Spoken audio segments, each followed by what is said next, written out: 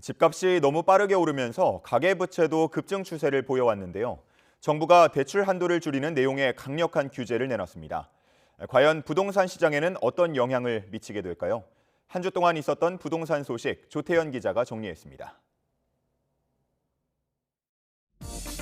상환 능력에 기반한 대출 관행이 금융권의 확보의 뿔이 내리도록 상환 부담을 포괄적으로 측정하는 총부채 원리금 상환 비율, 즉 DSR 제도의 실효성을 높이겠습니다.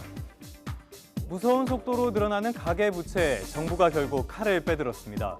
DSR 규제의 확대 도입 시기를 앞당기기로 한 겁니다. 한도를 계산할 때 모든 금융부채를 다 포함하는 만큼 내년 1월부턴 빌릴 수 있는 돈이 대폭 줄어들게 되는데요. 5천만 원짜리 마이너스 통장에 있는 연봉 6천만 원 직장인이 서울에서 8억 원짜리 집을 산다고 가정하면 지금은 최대 2억 7,500만 원을 빌릴 수 있지만 내년 1월부턴 2억 2천만 원으로 쪼그라들게 됩니다. 그럼 이런 돈줄 조이기가 부동산 시장의 안정에 영향을 미치게 될까요? 일단 최근 부동산 시장 상황부터 살펴보겠습니다. 이번 주 수도권 아파트값은 한 주 전보다 0.28% 올랐습니다. 올해 들어서만 15% 가까이 폭등했지만 상승폭 자체는 잦아드는 추세입니다. 전국적인 흐름도 비슷합니다. 강력한 규제로 돈을 빌리기 어려워지면 거래가 줄어들 수밖에 없는 만큼 오름폭이 완만해지는 분위기는 당분간 이어질 것이란 전망이 나옵니다.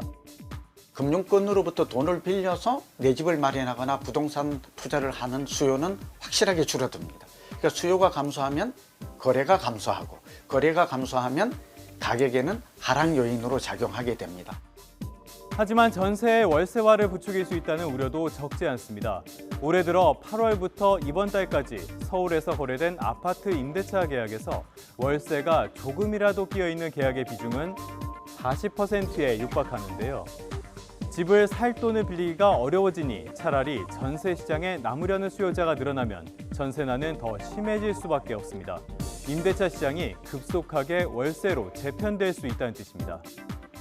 전세 대출은 실수요자 중심으로 워낙 강하기 때문에 이번에 제외됐습니다. 이러한 제외된 영향이 결국은 매매 수요가 전세 수요로 좀 더 글로 전환되는 계기가 되지 않을까.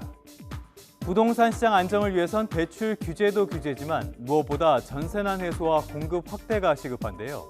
환영할 만한 소식이 있습니다. 다음 달 전국적으로 6만여 가구가 공급될 전망인데요.